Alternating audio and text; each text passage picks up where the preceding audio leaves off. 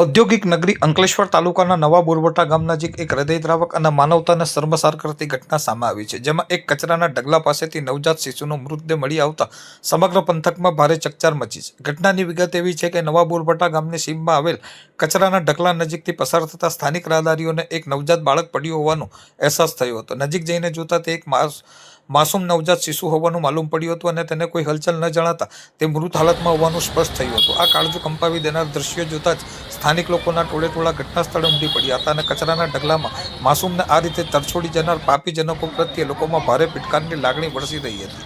આ અરેરાટી ઘટના અંગે સ્થાનિક જાગૃત નાગરિકો દ્વારા તાત્કાલિક પોલીસને જાણ કરવામાં આવી હતી. ઘટનાની ગંભીરતાને ધ્યાને લઈ અંકલેશ્વર પોલીસનો કાફલો મિનિટોમાં જ ઘટના સ્થળે દોડી ગયો હતો.